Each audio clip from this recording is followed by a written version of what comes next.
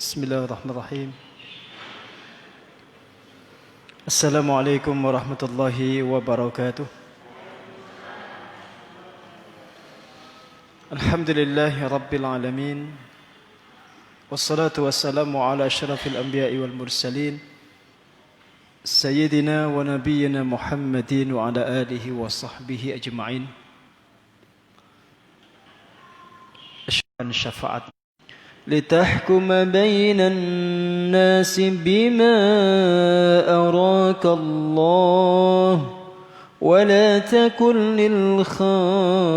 للخائنين خصيما واستغفر الله إن الله كان غفورا رحيما ولا تجادل عن الذين يختانون أنفسهم إن الله لا يحب من كان خوانا أثيما يستخفون من الناس ولا يستخفون من الله وهو معهم إذ يبيتون ما لا يرضى من القول وكان الله بما يعملون محيطا ها أنتم هؤلاء جادلتم عنهم في الحياة الدنيا فمن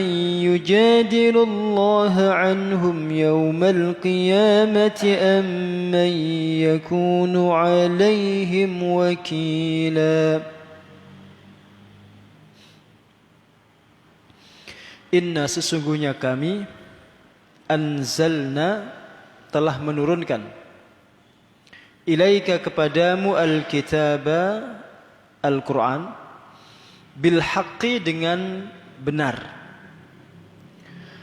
litahkuma agar engkau memutuskan persoalan bainan nasi di antara manusia bima dengan wahyu arakallah yang diperlihatkan ditunjukkan kepadamu oleh Allah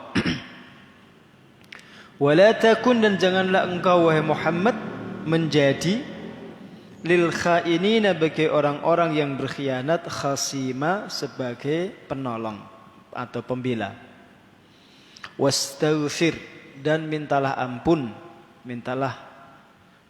ampunan Allah kepada Allah. Inna Allah sesungguhnya Allah kana ghafurar rahima. Zat yang maha mengampuni lagi maha merahmati. Wala tujadil. Janganlah engkau berdebat untuk membela. 'Anil ladina yakhtanuna anfusahum. Orang-orang yang mengkhianati diri mereka sendiri. Innallaha sesungguhnya Allah la yuhibbu tidak mencintai man siapa saja kana khawanan athima orang yang paling banyak khianatnya dan paling banyak dosanya yastakhfuna minan nas mereka bersembunyi dari pandangan manusia wala yastakhfuna minallah namun mereka tidak bisa bersembunyi dari pandangan Allah wa huwa ma'ahum karena Allah bersama mereka selalu bersama mereka id yubayyituna ma la yarda minal qaul ketika di malam hari mereka membicarakan satu perkara yang tidak diridai Allah wa kana Allahu bima ya'maluna muhita dan adalah Allah zat yang maha meliputi ilmunya terhadap segala apa yang mereka kerjakan. Ha antum haula'i. Mereka itulah orang-orang jadaltum yang kalian bela anhum daripada mereka fil hayati dunya dalam kehidupan dunia. Faman maka siapakah yujadilu yang mampu membela atau mampu berdebat dengan Allah anhum untuk membela mereka yaumal kiamati pada hari kiamat. Amman atau siapakah yakunu alaihim wakila yang bisa menjadi wakil atas mereka.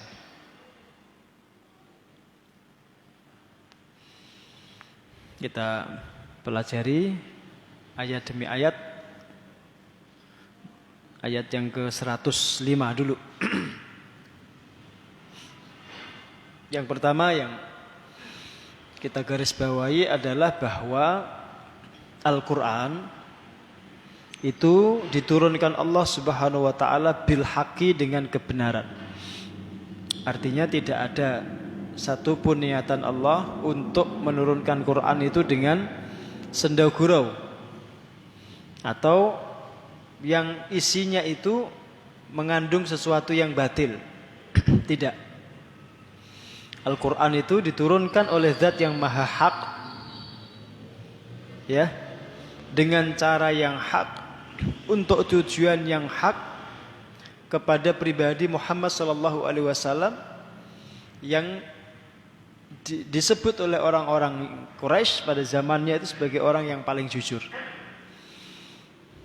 Tujuannya apa Quran diturunkan? Kata Allah, litahkuma bainan nas, agar engkau wahai Muhammad memutuskan perkara, perselisihan, persengketaan di antara manusia itu, bima arakallah, dengan wahyu yang ditunjukkan Allah kepadamu. Nah, di sini kita mengetahui bahwa salah satu fungsi Quran itu adalah sebagai marji ahkam, sebagai referensi hukum, sebagai sumber hukum. Maka kalau ada statement gitu ya, ada pernyataan Pancasila adalah sumber daripada segala sumber hukum. Nah, ngoten niku pernyataan ngoten niku berlebihan. Bahkan bisa fatal di dalam konteks agama. Ya tidak ada ceritanya kok Pancasila itu sumber daripada segala sumber hukum. Yang benar itu ya Al-Quran itu sumber daripada segala sumber hukum.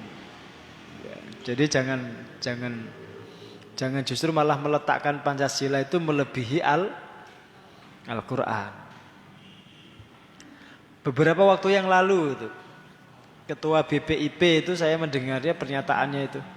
Jadi sudah saatnya kitab suci itu di bawah konstitusi.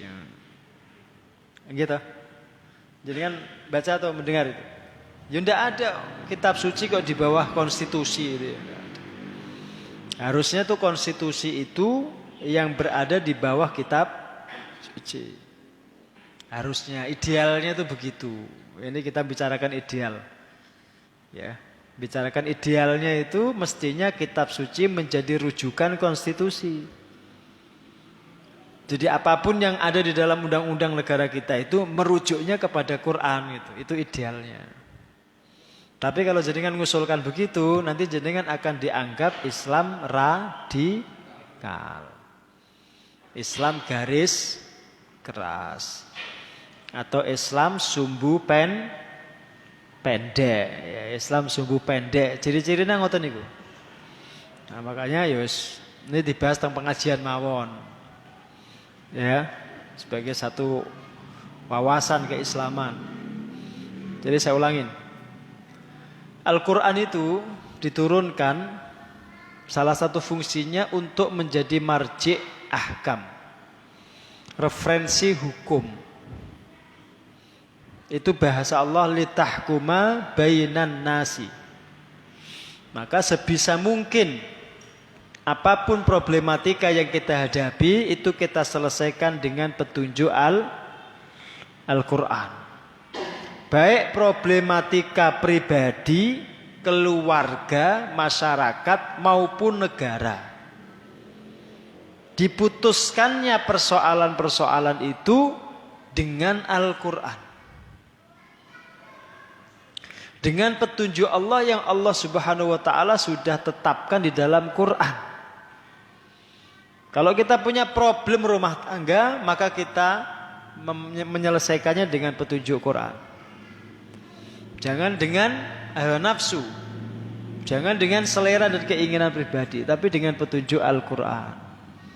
Kalau ada persengketaan di tengah masyarakat tentang satu masalah, maka kembalikan kepada Al-Quran. Fa in tanaza'tum fi syai'in farudduhu ilallahi war rasul.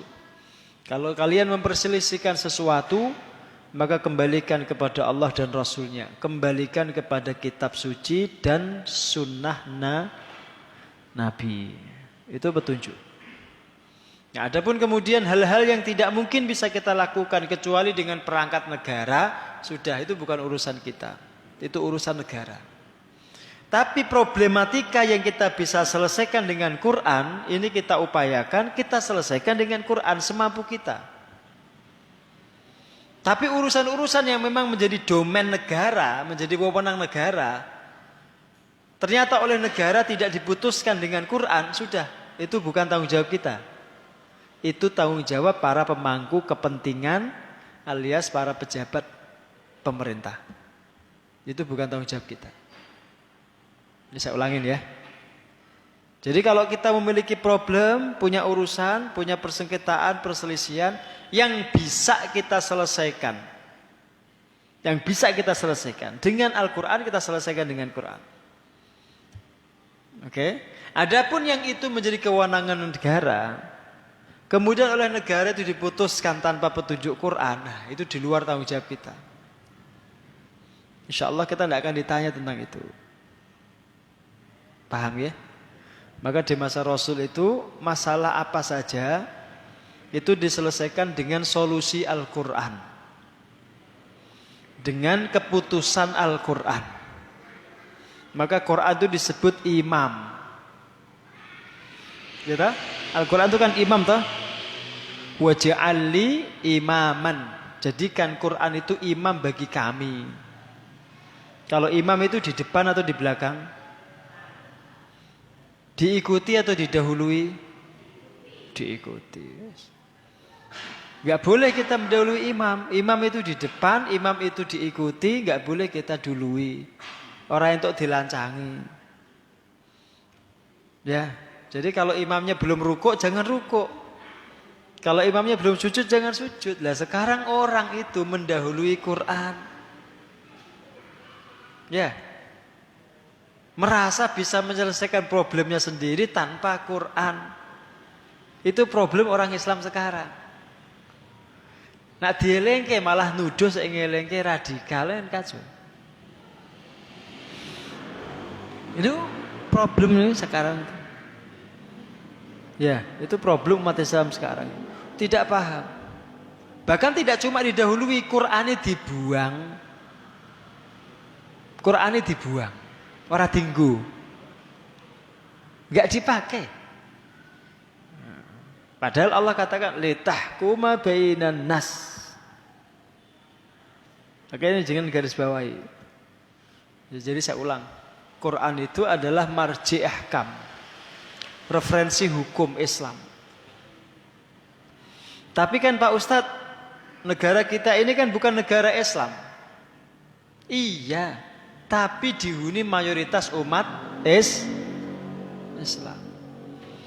Kalau kita benar-benar mau pakai hukum demokrasi, maka mestinya umat mayoritas itu punya hak menentukan arah bangsanya, menentukan rujukan hukum dan undang-undang dasarnya. Harus. Itu logika demokrasi. Justru yang dipakai sekarang ini bukan logika demokrasi, kontra demokrasi. Karena umat mayoritas tapi tidak bisa menentukan hukumnya. Hukum yang dipakai hukum minoritas. Nah gitu, hukum yang dipakai bahkan hukum Belanda, warisan penjajah. Enggak demokrasi. Nah gitu. Berarti jarinya demokrasi. Nah demokrasi kan suara mayoritas mestinya dipakai. Ternyata kan enggak. Demokrasi itu dipakai kalau kepentingan mereka terjaga. Tapi kalau kita memperjuangkan kepentingan kita, itu demokrasi enggak dipakai. Ngaten niku lho. Ya jadi kan ampun ketipu ngoten niku. Demokrasi kan jarine orang barat. Tapi kalau kita memperjuangkan kepentingan kita, niku mboten ngagem demokrasi. Demokrasi enggak berlaku. Sama itu kebebasan pendapat, kemerdekaan. Itu hanya berlaku untuk kepentingan mereka. Kalau kepentingan kita enggak. Nah, ngoten niku. Tapi kita terus mengingatkan. Yaitu kalau pakai logika demokrasi toh. Ini sekedar pengetahuan gitu ya. Agar kita paham. Jadi gampangnya beginilah. Jadi problem apa saja yang mungkin kita bisa selesaikan dengan solusi Quran, ya kita selesaikan. Gitu. Umpamanya kita selisih dengan saudara kita, ada persengketaan, ada kita bicarakan secara kekeluargaan. Bagaimana petunjuk Quran kalau kita punya problem seperti ini? Udah kita ikuti itu. Di internal rumah tangga kita, nih keluarga kita ada problem. Ayo kita buka Quran, piye solusinya? Bagaimana pendapat ulama? Bagaimana pendapat para mujtahid? Nah kita pakai. Tanya sama ustaz-ustaz. Udah gitu. Jangan langsung jenengan minta solusi negara, datang ke pengadilan. Nanti urusannya kalau tidak cerai ya begitu, pisah. Jangan langsung. Selesaikan dulu dengan cara kekeluargaan. Konsultasi, konseling. Nah itu insya Allah jauh lebih baik. Jelas. Makanya dulu di masa Nabi itu ada 2 orang saudara, kakak beradik, konflik, sengketa tentang warisan. Terus mereka itu padu bertengkar itu, ya, adu mulut, sengketa, konflik. Terus masing-masing sepakat untuk datang menemui Rasulullah, minta solusi. Nah, Nabi memberikan satu nasihat itu yang membuat mereka itu menangis. Kata Nabi, saya itu meskipun Nabi, itu manusia biasa. Saya tidak tahu, ya, siapa di antara kalian itu yang pandai bersilat lidah. Karena itu kalau dalam kasus kan yang pandai bicara kan mesti akan menang. Nah gitu. Sek menengan, sek ngalan, mesti kalah. Nah, kata Nabi, saya akan memutuskan satu keputusan. Ya, sesuai dengan apa yang saya ketahui dari penuturan kalian, yang saya dengar dan saya simak dari penyampaian kalian. Tapi kalau ternyata saya memutuskan kemenangan orang yang salah, begitu kata Nabi, maka kemenangan itu sebenarnya adalah bara api neraka yang nanti akan ditanggung orang yang pandai bersilat lidah itu. Terus dua-duanya nangis, Pak. Haki li akhi, kata dia. Wahai Rasul, sudah, aku relakan hakku untuk saudaraku. Saya enggak jadi mengambil. Udah, biar untuk saudaraku. Masing-masing mengatakan begitu. Ya Rasul, kami berdamai. Udah, hakku untuk saudaraku. Bagianku untuk saudaraku. Udah kata Rasul. Pulang kalian. Sekarang bagi dengan cara kekeluargaan. Sudah, pulang. Nah, disuruh pulang Rasul. Itu satu pelajaran. Karena Rasul itu meskipun Nabi, terima wahyu, tapi dalam urusan memutuskan perkara, itu mengikuti prosedur pengadilan yang sifatnya umum. Siapa yang pandai bersilat lidah, pandai mendatangkan saksi-saksi, pandai mendatangkan argumentasi, dia mungkin akan menang. Tapi kalau ternyata kemenangannya itu dengan cara merampas hak orang lain, itu sama saja dia mendapatkan bara api neraka. Haknya itu akan menjadi api neraka nanti di akhirat. Nah ini bedanya Pak hukum Islam dengan hukum positif. Kalau hukum positif itu berhenti di dunia, tidak ada kaitannya dengan akhirat. Tapi kalau dalam hukum Islam, Anda berbohong, Anda mendatangkan saksi palsu, Anda bersilat lidah, Anda pandai bicara, itu nanti hubungannya dengan akhirat. Mungkin Anda bisa menipu hakim. Mungkin Anda bisa mendatangkan saksi-saksi palsu, tapi di akhirat tidak mungkin. Nah sekarang kasus ini loh, yang kasus FPI ini loh, kasus FPI ini, yang pembunuhan 6 orang itu ya. Kan kita tidak tahu faktanya sebenarnya. Nah gitu, masing-masing kan mengatakan kamilah pihak yang benar. Polisi yang ngono, FPI yang ngono. Gitu? Kita nggak tahu. Karena kita tidak ada di lokasi. Kita nggak tahu yang sebenarnya. Siapa di antara kedua pihak ini yang benar? Di dunia boleh Anda bantah-bantahan. Di dunia masing-masing bisa mengatakan kami pihak yang benar. Masing-masing berusaha mendatangkan bukti. Di akhirat tidak ada. Kebenaran itu di tangan Allah. Dibuka semua nanti oleh Allah. Mulutmu terkunci, kamu tidak bisa bicara, kamu bisu. Dikunci semua oleh Allah. Yang bicara ganti tangan, kaki dan seterusnya. Tidak bisa kita berbohong di akhirat. Nah ini bedanya Pak. Orang Islam itu karena percaya akhirat, maka dia tidak akan curang. Maka nanti dikatakan dia tidak akan berkhianat. Maka Rasul diingatkan, wala takun lil khainina khasima. Janganlah engkau wahai Muhammad menjadi pembela orang yang berkhianat. Kata beliau di sini, fihi dalilun ala annahu la yajuzu li ahadin an yukhasima an ahadin illa ba'da an ya'lam annahu muhiqqun. Kalimat ini adalah dalil bahwa tidak boleh seseorang membela orang lain kecuali kalau dia yakin orang yang dibela itu berada di pihak yang benar. Pastikan dulu dia benar, baru boleh Anda bela. Pastikan dulu. Jangan sampai kita menjadi khasim, pembela orang yang berkhianat, yang salah. Maka jenengan hati-hati. Pokoknya kalau kasus itu semrawut gitu, gak jelas ujung pangkalnya, ya, benangnya kusut, seperti mencari jarum di dalam sekam, gak bisa diketahui, sulit diuraikan, maka jangan tergesa-gesa membela salah satu pihak. Jangan sampai. Jangan tergesa-gesa membela salah satu pihak. Karena bisa jadi yang jenengan bela itu orang yang berkhianat, yang salah. Kalau sampai jenengan justru membela orang yang salah, itu urusannya panjang sampai di akhirat. Maka sebelum membela itu, langkah pertama itu, pastikan yang Anda bela itu benar. Ini kan repotnya yang profesinya pengacara toh. Lah gitu Pak. Nak orang untuk kasus, orang untuk duit. Nak untuk kasus tapi sik dibela wong salah, untuk dosa. Pripun ngoten niku? Repot pengacara niku repot. Ya kan? Nak ono kasus pengacara iku seneng. Ono wong gelut, padu, sengketa, itu pengacara iku seneng Pak asline. Dan ya, tapi nun sewu, yang pengacara jangan tersinggung, ini guyon tok. Aja dikasuske iku.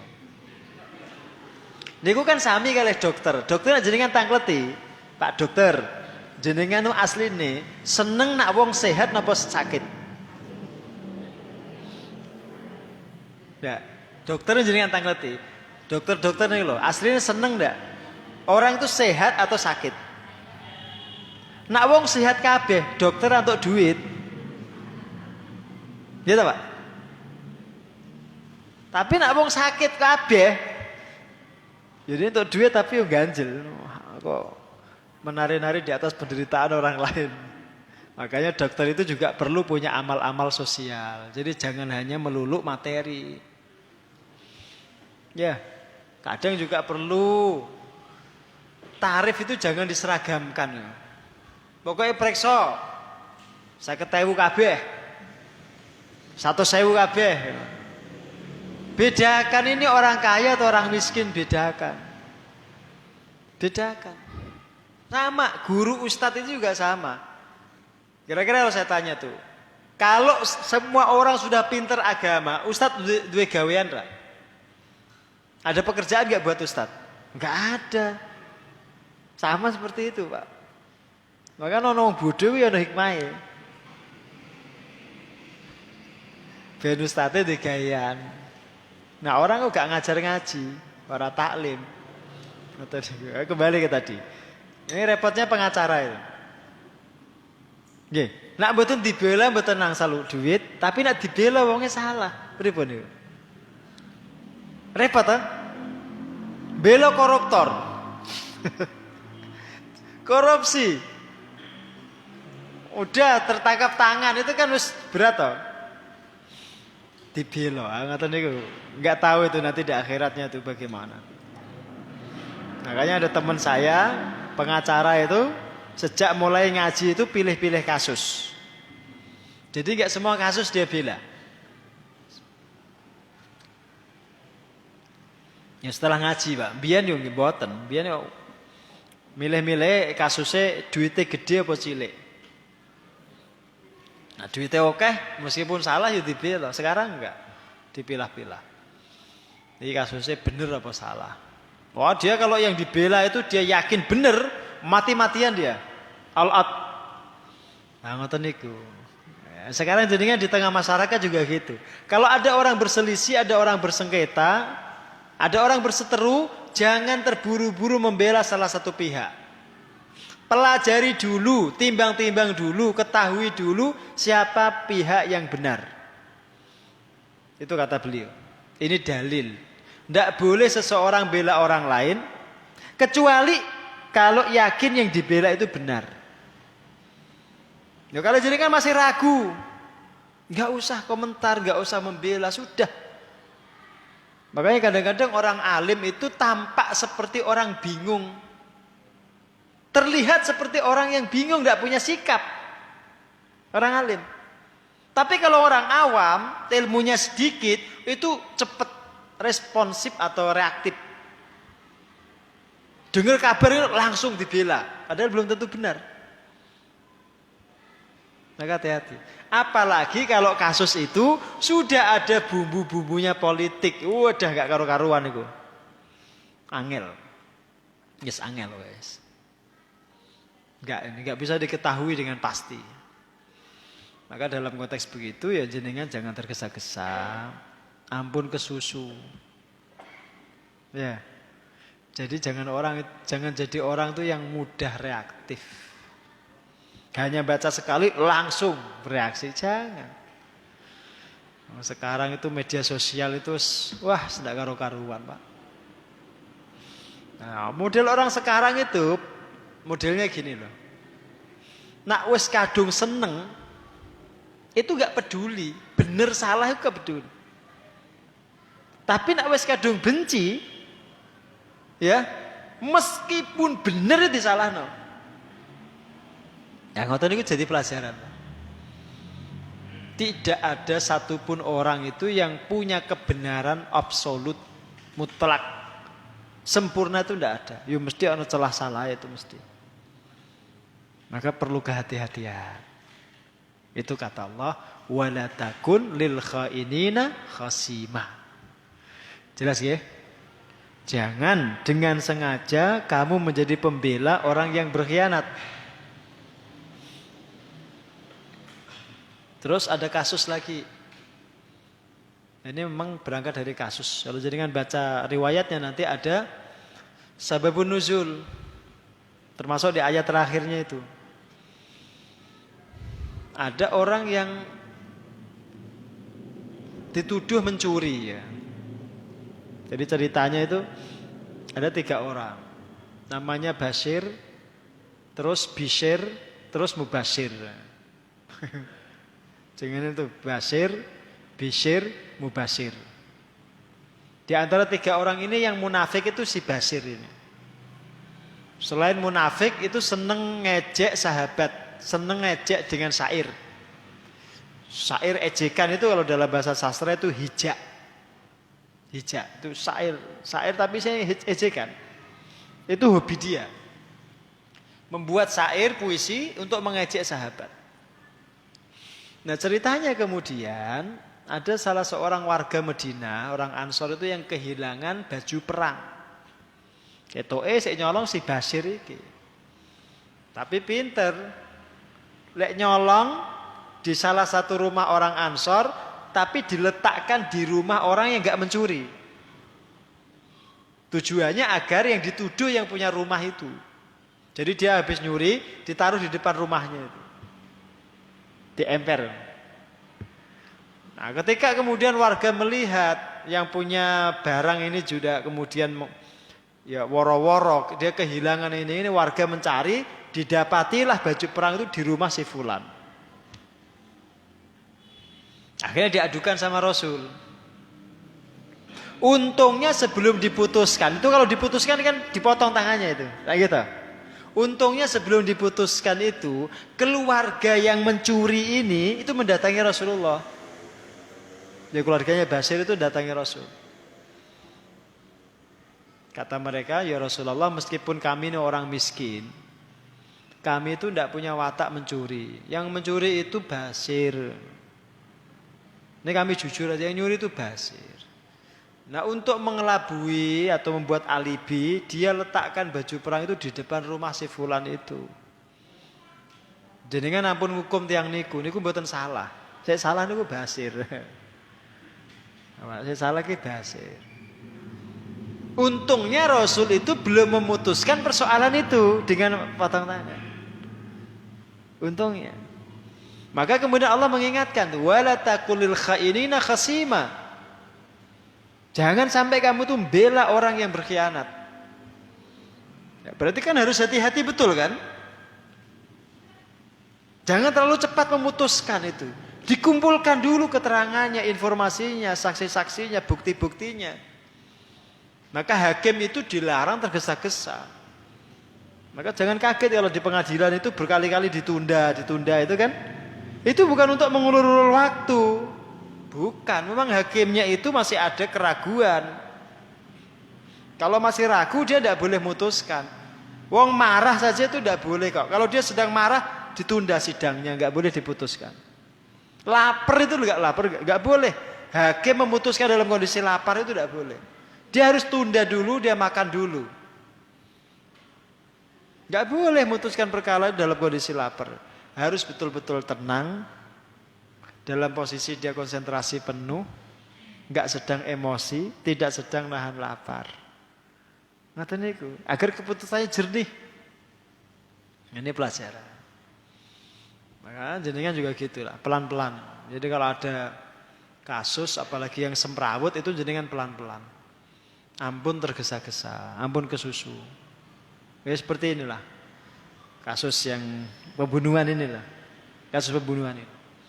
Kalau tampak sekilas itu ya memang gampang kita terka. Oh ini salahnya si pihak ini, salahnya pihak ini. Udah, sebaiknya kita itu tidak usah komentar. Siapa saya salah, kita nggak tahu.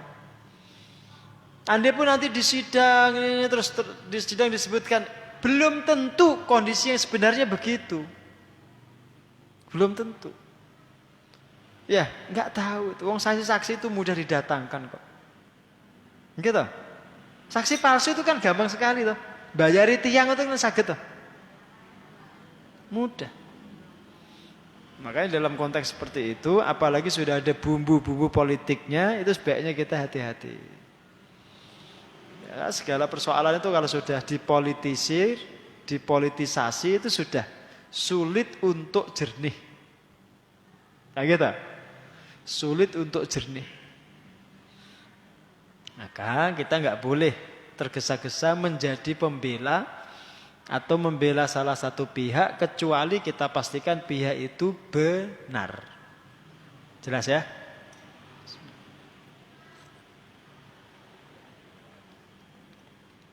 Terus wastaghfirillah. Istighfarlah engkau kepada Allah. Ini kalau tangklet. Rasulullah itu gak ada dosa mboten. Rasulullah niku nate dosa mboten?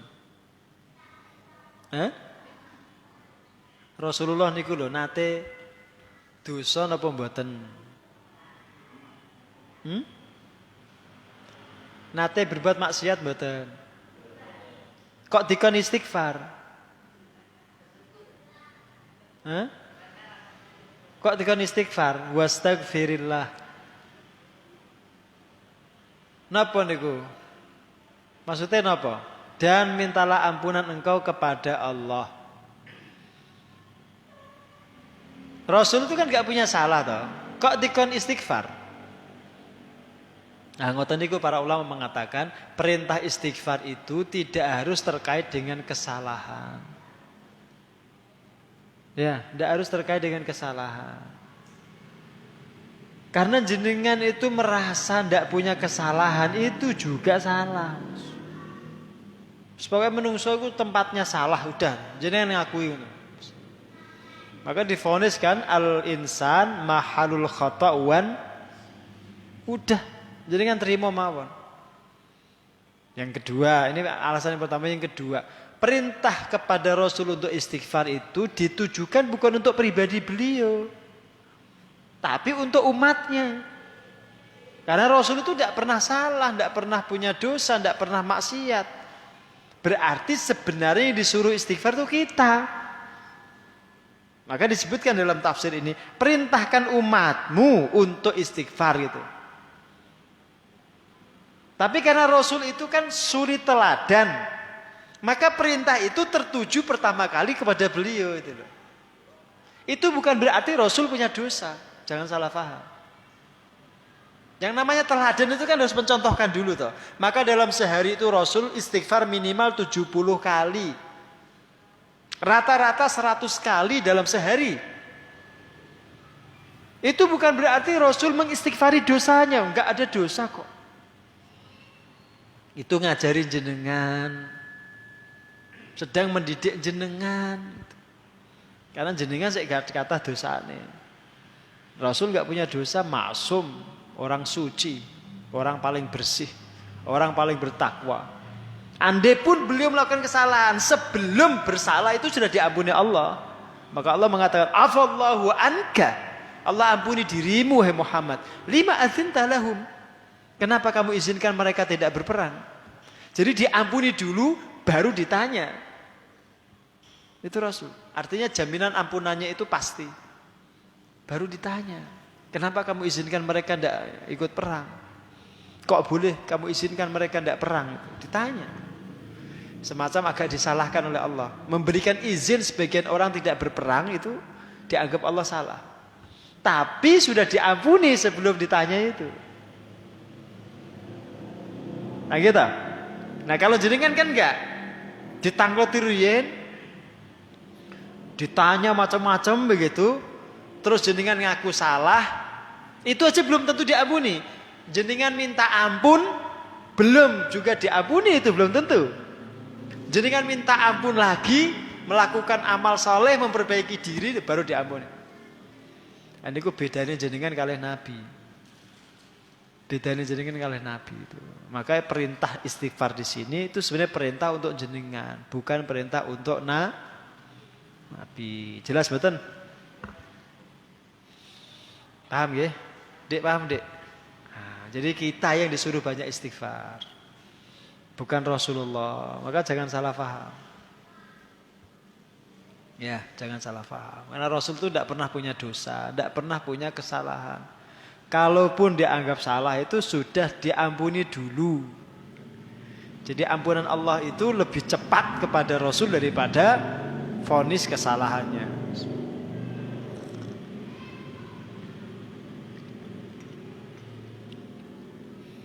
Innallaha kana ghafurar rahima.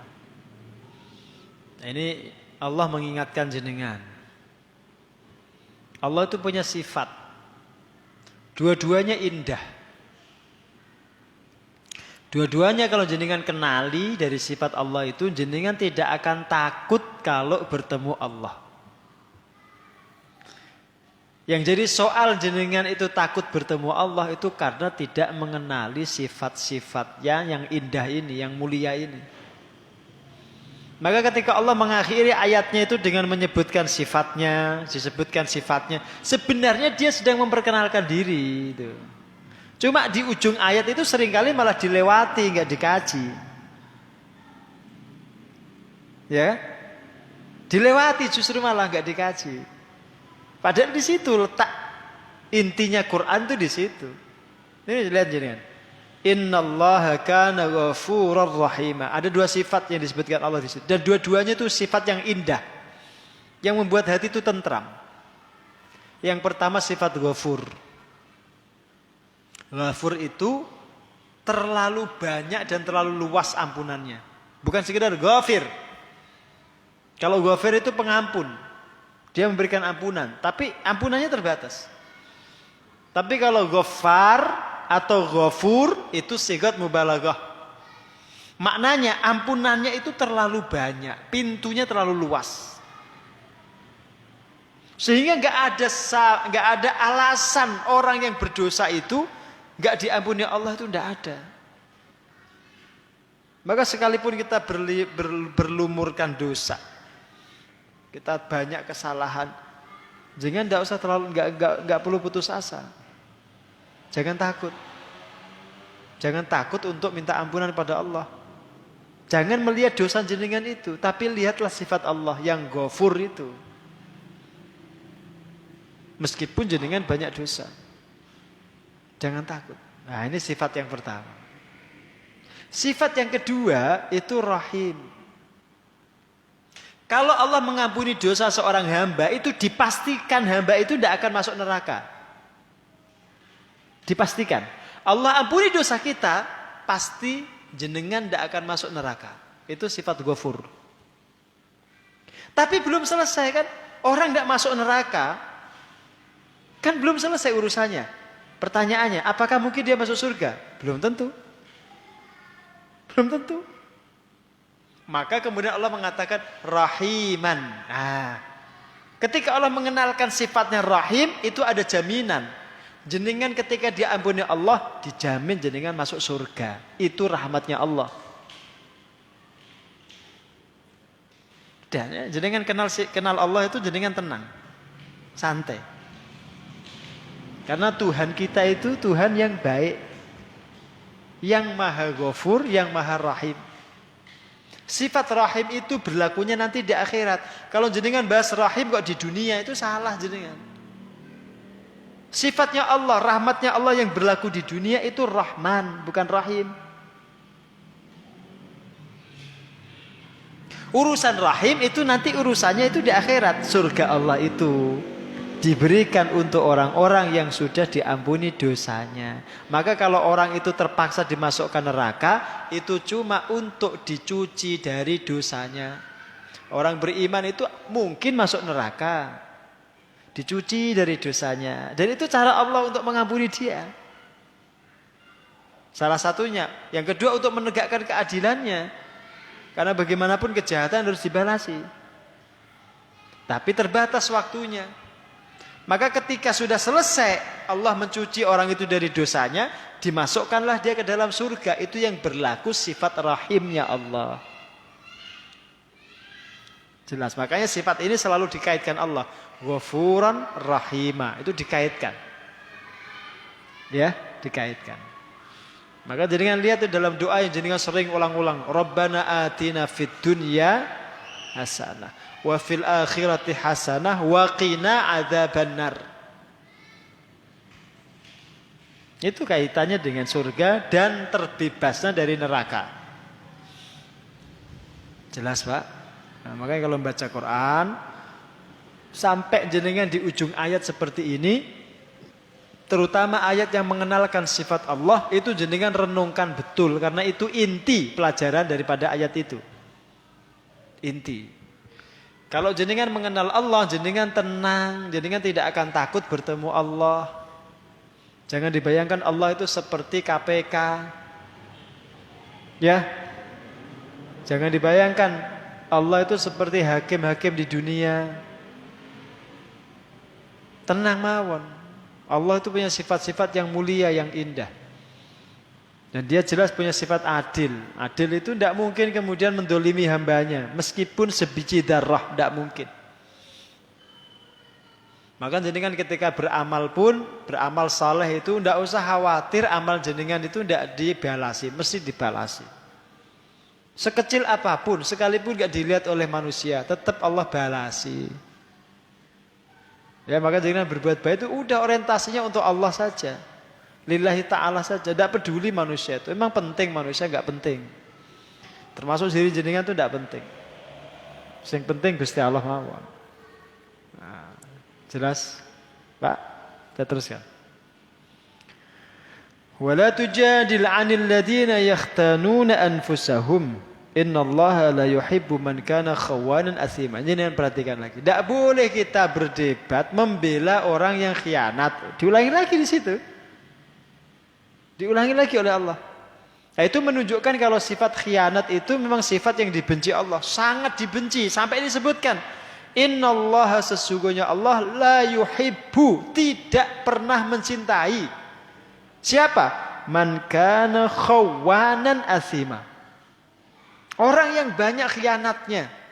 Dan orang yang banyak dosanya itu. Allah tidak suka mereka itu. Kira-kira kalau orang itu gak dicintai Allah itu kira-kira masuk surga enggak?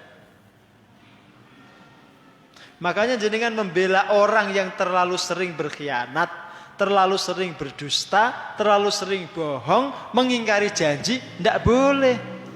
Dilarang. Makanya urusan politisi, umpamanya saya contohkan Pak.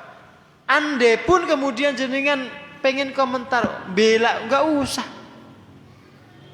Enggak usah.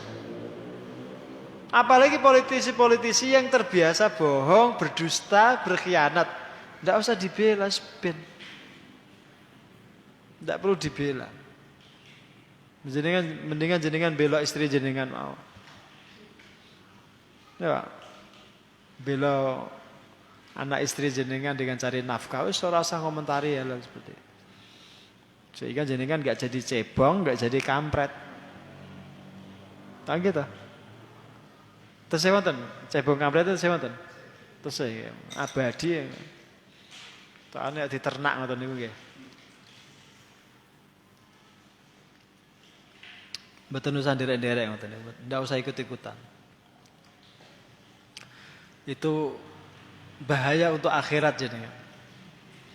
Jadi jangan mau udah adu domba. Nah, orang bela pemerintah itu mesti kampret. Terus jenengan terpaksa bela pemerintah ngoten niku. Terus jadi cebong. Ngoten niku, mboten usah ngoten niku. Nak bener jenengan bela, nak salah mboten usah ngoten mawon.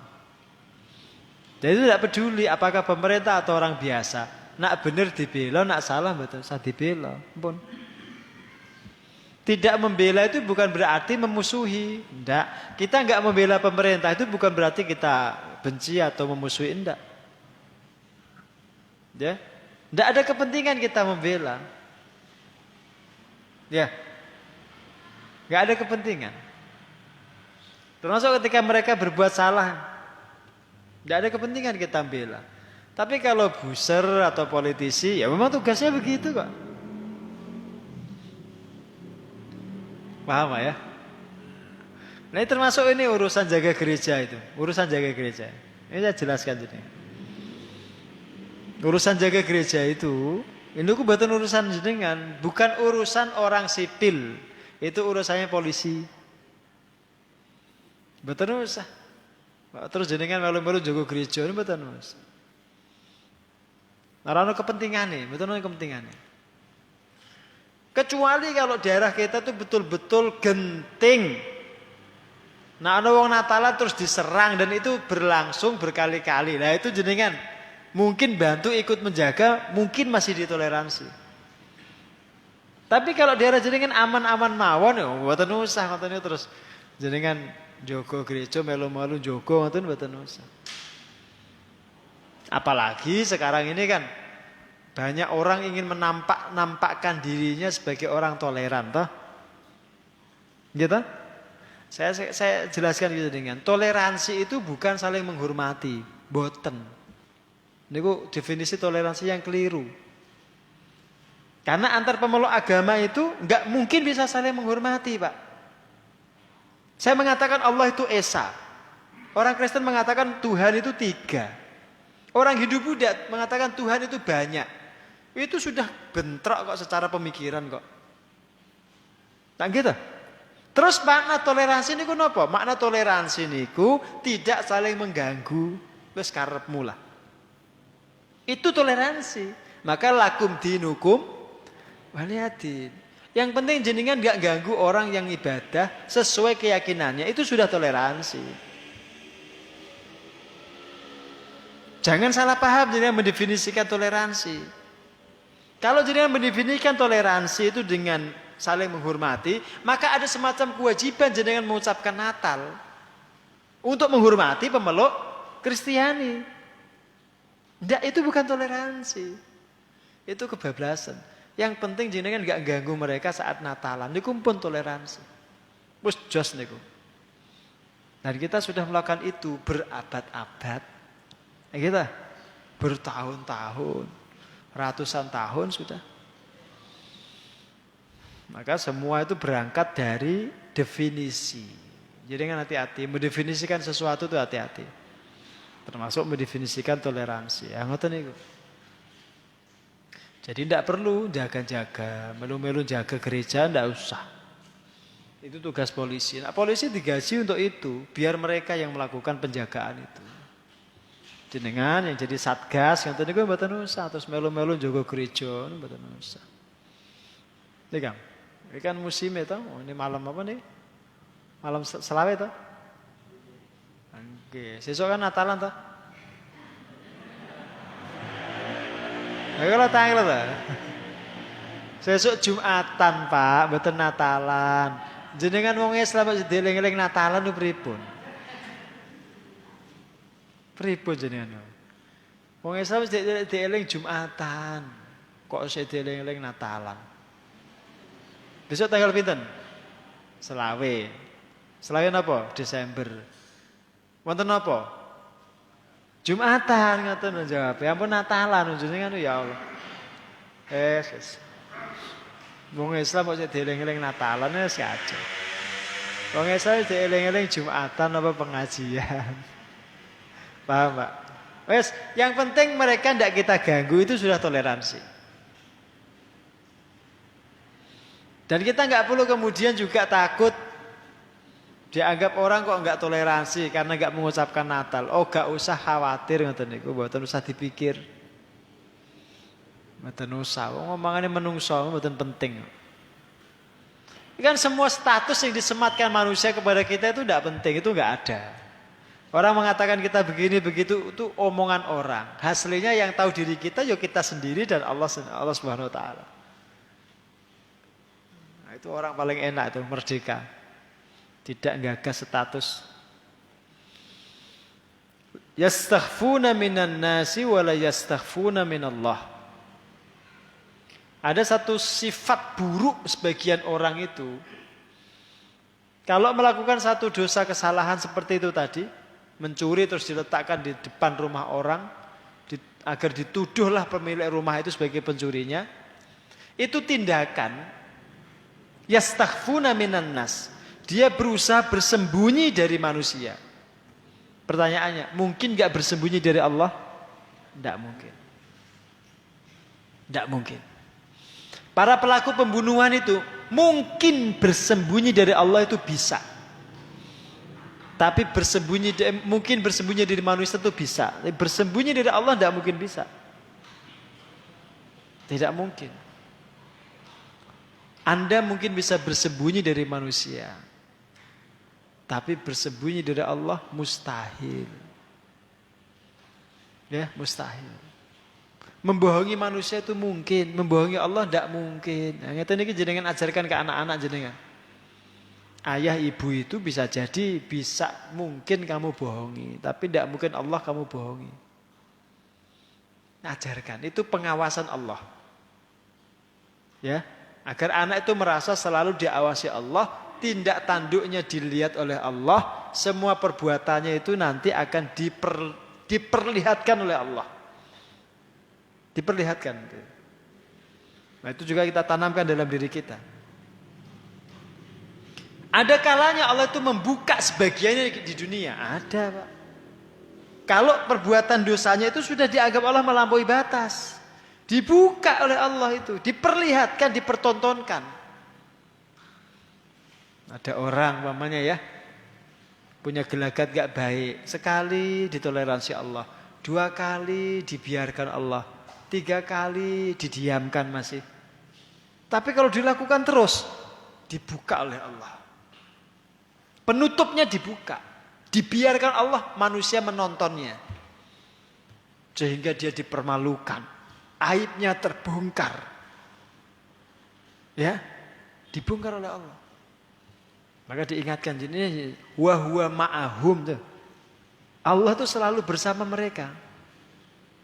Ma'iyah di situ bukan ma'iyah lin nusrah. Tapi lirikab untuk mengawasi. Allah bersama mereka itu maksudnya mengawasi mereka terus menerus. Karena ini konteksnya negatif. Termasuk ketika mereka membicarakan satu pembicaraan, satu kesepakatan yang Allah tidak ridhoi. Id yubayyituna ma la yarda minal qaul. Allah tahu. Allah tahu. Maka tidak mungkin kita bisa menyembunyikan rencana-rencana jahat itu dari Allah Subhanahu wa taala, tidak mungkin.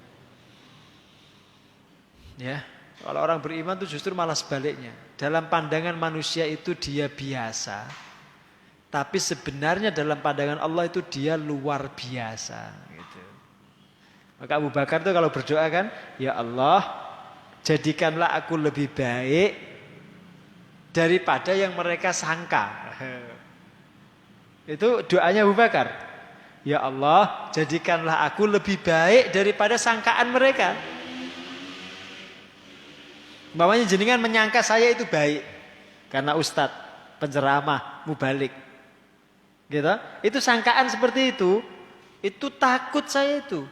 Maka Abu Bakar mengajarkan saya berdoa, ya Allah jadikan aku lebih baik daripada yang teman-teman itu sangka. Jangan bangga disangka orang baik itu. Dia husnudzoni baik itu baik, cuma jangan bangga. Jadi kan harus berusaha menjadi lebih baik. Ya jangan seperti orang munafik, dipandangnya baik padahal buruk. Dikiranya Islam padahal kafir. Jangan. Berusaha. Yang jenengan sembunyikan itu lebih baik daripada yang jenengan tampakkan. Itu Abu Bakar ya.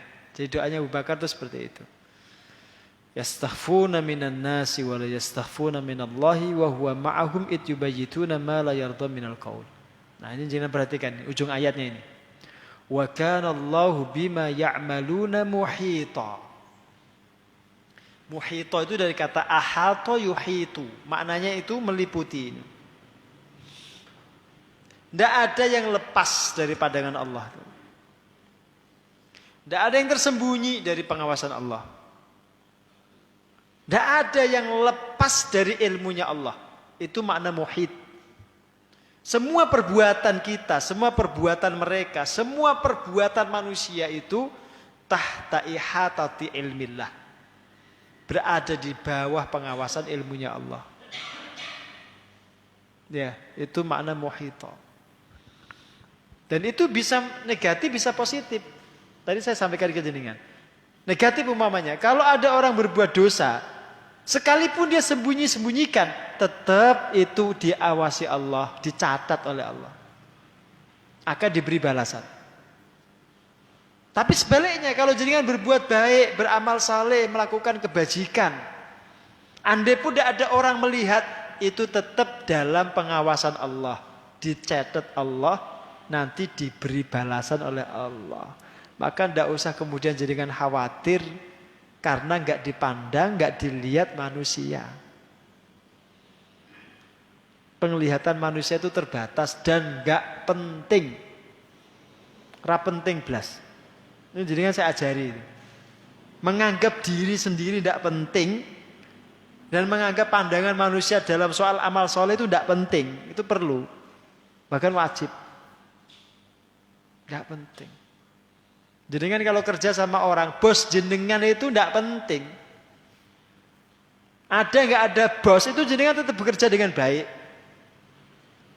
Tapi kalau jenengan menganggap bos itu penting, maka jenengan akan kerja baik kalau ada bos. Gitu? Jenengan sama mau jenengan kalau bosnya nggak ada, itu orang gagal. Tidak paham atau niku. Ya, urusan dia kerja itu urusan dengan Allah. Tanggung jawab. Dia sudah mengambil pekerjaan itu, tanggung jawab dia dengan Allah. Kadang-kadang saya itu kalau melihat sebagian orang itu nak ana majikane ana mandore kerjane mempeng. Majikan mandore lunga, leda-lede ibas-ibis. Nah, ngoten niku orang yang tauhidnya lemah. Rendah akidahnya. Enggak paham. Kalau di langit itu ada yang ngawasi, kanan kirinya ada malaikat yang menjaga, mengawasi. Malaikatnya nggak pernah ngantuk, nggak pernah tidur, nggak pernah lalai, nggak pernah lapar, nggak pernah haus, nggak punya nafsu. Jadi pengawasannya itu sempurna. Ya, pengawasannya sempurna. Maka tidak mungkin jenengan kemudian lari dari pengawasan Allah itu tidak mungkin. Paham ya?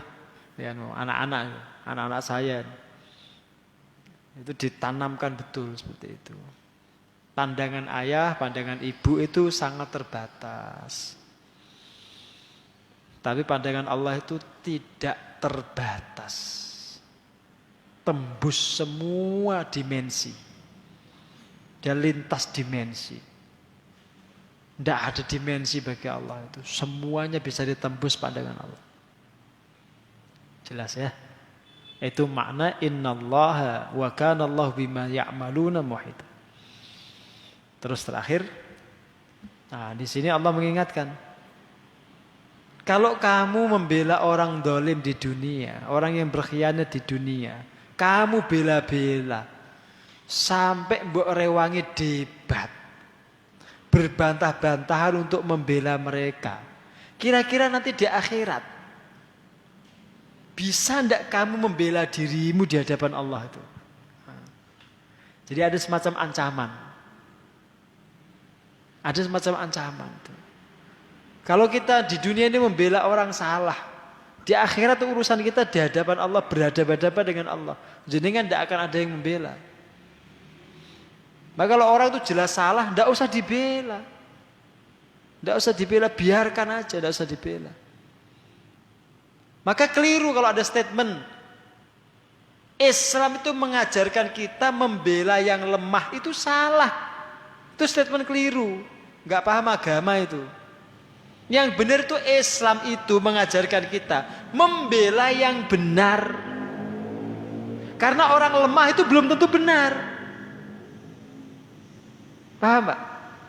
Ada orang lemah yang salah itu ada. Ada. Saya pernah di Jakarta itu. Sebagian orang itu serobot tanah negara. Ditempati bertahun-tahun, dibangun rumah, ya dibangun tempat usaha. Jelas-jelas itu tanah negara. Ketika mau digusur, itu LSM membela mereka. Saya tanya jenengan, posisi mereka itu salah atau benar? Salah, wes ora usah dibela ngoten niku. Meskipun mereka itu rakyat jelata, orang lemah, ndak usah dibela. Itu yang benar posisi negara. Paham Pak? Itu yang benar posisi negara. Orang lemahnya salah, ya salah, nggak usah dibela. Maka nggak tepat itu statement membela orang-orang lemah itu nggak tepat. Itu bukan ajaran Islam, itu ajaran Marxisme, ajaran kiri, ajaran komunis. Selalu berusaha untuk memprovokasi orang, membenturkan antara yang lemah dan yang kuat, yang kaya dan yang miskin, sehingga masyarakat itu konflik terus. Ngoten niku ajaran komunis, bukan ajaran Islam. Kalau ajaran Islam itu Anda disuruh membela yang benar, siapapun yang benar. Entah orang kuat, entah orang lemah, entah orang miskin, entah orang kaya, enggak peduli. Termasuk entah orang Islam atau orang kafir, yang benar jenengan bela. Loh, belum tentu loh kalau ada konflik orang Islam dengan orang kafir, terus mesti sik bener orang Islam. Belum tentu. Ya toh? Belum tentu. Bisa jadi orang kafir dalam kasus itu dia benar, bela. Bela. Itu bukan bela dia sebagai orang kafirnya, bukan. Dia sebagai pemilik kebenaran, itu jenengan bela. Gak peduli agama itu. Yang jenengan pikir itu kebenarannya. Nah, ngoten niku ajaran Islam. Paham Pak? Maka tadi pastikan kebenaran itu di pihak siapa, terus jenengan bela. Nah, jangan membela yang bayar. Maju tak gentar membela yang bayar. Ampun. Sebenarnya itu maju tak gentar membela yang benar, ampun membela yang bayar. Kalau slogan partai itu boleh, maju tak gentar membela yang bayar. Ngoten niku partai, Pak. Tapi nek jenengan ampun, membela yang benar. Di pihak manapun kebenaran itu jenengan bela. Meskipun orang itu sendirian, kalau dia benar jenengan bela. Sekalipun dikeroyok wong sak Indonesia, nak dia benar jenengan bela. Belum tentu yang banyak, yang mayoritas itu terus bener, mboten. Ngoten niku mboten tentu. Allah mengatakan, in tuti' man aktsara man fil ardi yudilluka an sabilillah. Kalau kamu ikuti sebagian besar manusia itu, mereka akan menyesatkanmu dari jalan Allah. Jadi belum tentu sebagian besar manusia itu benar. Peh okeh terus benar itu belum tentu. Belum tentu. Bisa jadi yang sedikit, yang minoritas itu malah benar. Bisa jadi. Jadi bukan kaidah baku. Jelas ya? Wallahu a'lam bishawab. Cukup? Ada pertanyaan? Silakan. Moga Bu. Wah, pakai kertas ya. Sak lembar dhewe pertanyaan. Iya Mas. Berapa Mas pertanyaannya Mas? Ini kayak skripsi ya. Oke banget ya pertanyaannya. Kegiatan apa nih Ibu? Kegiatan tafsir, kajian tafsir surat An-Nisa. Ayatnya pinter, kalau pinter jangan tulis. Pinter ayatnya Pak. Oh kan bingung kan. Gak ditulis ayatnya. Satu, dalam menghadapi sebuah kezaliman kadang kita tidak punya kapasitas dan kemampuan untuk membela diri. Secara syariat apakah dibenarkan hanya mengandalkan kekuasaan, kemahakuasaan dan kemahadiran Allah tanpa ada usaha untuk membela diri dan menjelaskan kebenaran. Kadang berucap sing kuwasa ora sare. Yang sering terjadi masalah rumah tangga dan hukum waris. Kalau masalah rumah tangga Bu, jenengan kali suami umpamanya, ini saran saya ya. Suami istri, apapun masalahnya, ora usah nyari sik bener sik salah. Gak usah. Urusan rumah tangga itu masing-masing berlapang dada, duluan minta maaf. Karena kalau jenengan nanti mencari siapa yang benar, siapa yang salah, pihak yang salah mesti terluka. Ya, yang kalah pasti terluka. Padahal itu suami jenengan sendiri, istri jenengan sendiri. Kalau sudah terluka itu pasti akan ada disharmonisasi dalam rumah tangga itu. Udah. Tidak penting mencari siapa yang benar, siapa yang salah itu. Tidak penting. Bukan kita kemudian tidak peduli dengan kebenaran itu. Tapi soal rumah tangga itu dibangun di atas landasan cinta. Orang itu kalau sudah cinta, Bu, meskipun pasangannya salah, itu dimaafkan. Wong cinta kok. Coba jenengan sama anak. Anak meskipun salah, apa jenengan kemudian usir dari rumah? Terus jenengan nggak akui sebagai anak, kan enggak. Kesalahan anak itu loh, dimaafkan sama orang tua sekalipun berkali-kali. Nah gitu. Itu begitu. Jadi landasan rumah tangga itu cinta. Bukan seperti pengadilan. Jenengan kalau bangun rumah tangga itu dengan landasan keadilan, itu jenengan akan jadi hakim di tengah-tengah keluarga itu. Nanti rumah tangganya seperti yang satu polisi, yang satu hakim, satu lagi pengacara. Setiap hari ini perang. Dan itu akan hilang, roh sakinahnya akan hilang. Tidak akan ada nikmatnya berumah tangga seperti itu. Maka ini yang sering saya nasihati kalau saya ngisi walimah itu. Ya. Berlomba-lomba melayani, duluan minta maaf. Jadi kalau urusan pelayanan tuh berlomba-lomba. Jangan minta dilayani, melayani. Kalau urusan kesalahan duluan minta maaf. Nanti rumah tangga jenengan tuh sakinah. Tapi kalau jenengan mencari siapa yang benar, siapa yang salah, udah gitu tidak mau berhenti. Pokoknya kamu harus minta maaf. Kamu salah kok. Nah itu tandanya orang tidak cinta. Kalau orang cinta itu bahkan gak tega melihat yang dia cintai itu mengaku salah. Dia gak tega. Dia gak tega. Karena itu akan menimbulkan luka dan dia nggak mau melukai yang dicintai. Paham Bu? Ini tak ajari Bu ya. Ini tafsir cinta. Ya, tafsir cinta ngoten niku. Ya. Tapi dalam prakteknya ya sulit. Tapi paling tidak kita tahu teorinya kan. Nah, yang kedua, pun termasuk hukum waris Bu, urusan waris wis jenengan ngalah mawon. Itu bukan kemudian kita itu tidak peduli dengan kebenaran. Menyoal kebenaran dalam soal seperti itu terlalu besar ongkosnya. Loh bukan ongkos di pengadilannya, bukan. Jenengan entuk warisan karena menang di pengadilan, gugat waris jenengan menang, tapi jenengan kehilangan keluarga. Pilih mana? Jenengan pilih. Jenengan entuk warisan karena jenengan gugat di pengadilan, ternyata yang benar jenengan. Terus warisan itu diputuskan untuk jenengan. Tapi jenengan kehilangan keluarga. Mesti kalah itu mesti akan menjauhi jenengan toh? Dia akan menjadi keluarga yang terputus dari jenengan. Pilih mana jenengan? Warisan sesauprit itu atau saudara jenengan? Pilih mawon. Makanya kalau kita ngajar anak-anak itu wis ngalah. Ngoten niku ajaran-ajaran yang bijak itu benar-benar itu diajarkan dulu tadi oleh Nabi tadi. Sampai 2 orang yang saling memaafkan tuh merelakan haknya dengan saudaranya itu. Itu diajarin Nabi. Ya kan? Kalau jenengan suruh milih, ya milih keluarga lah. Udahlah. Enggak penting warisan itu. Orang tuh enggak akan pernah jadi kaya dengan warisan itu. Orang enggak akan kaya kalau mengandalkan warisan itu.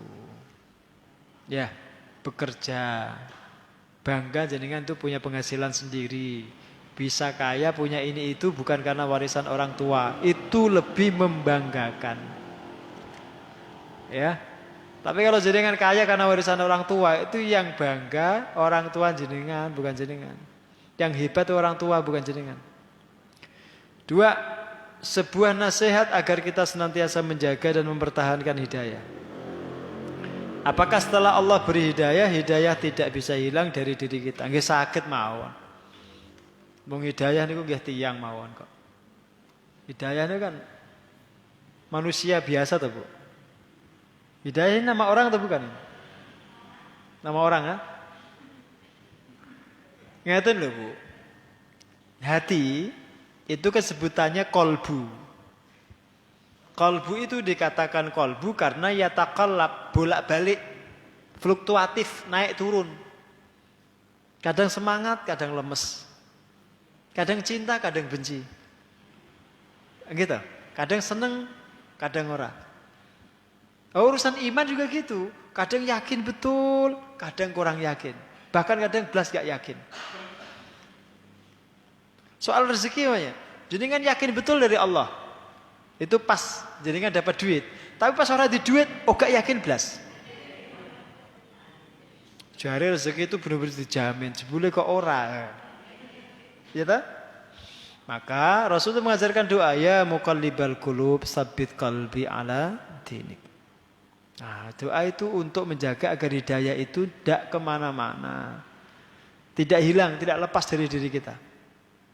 Agar hidayah itu ditetapkan Allah dalam hati kita. Itu jenengan banyak minta, berdoa seperti itu. Kalau jenengan sholat juga ihdinas siratal mustaqim itu dibaca betul-betul, sungguh-sungguh. Agar jenengan mendapatkan petunjuk. Jelas ya? Terakhir. Mohon tausiahnya agar kita, dari tadi kan saya nyampaikan tausiah Bu. Astagfirullah, jenengan. Hah? Dari tadi itu dari jam 7:30 sampai jam 9 itu isinya tausiah tok. Jenengan masih minta tausiah ini ya. Jangan genah ya jenengan. Ayo dikira aku mau cerita piye mau. Tausiah tadi itu sepanjang itu tausiah. Mohon tausiahnya agar kita tetap optimis. Jangan kita jenengan, semua kita ini optimis kecuali jenengan. Memperoleh kejayaan Islam di mana tempatnya, tegaknya syariat dan terhapusnya kezaliman. Di mana yang terjadi dari dulu hingga saat ini, para aparat selalu memusuhi para aktivis agama. Enggak semua aparat memusuhi. Jadi kan juga jangan berlebihan. Yang musuhi Islam itu cuma 1-2 sithik tok, tapi ketok.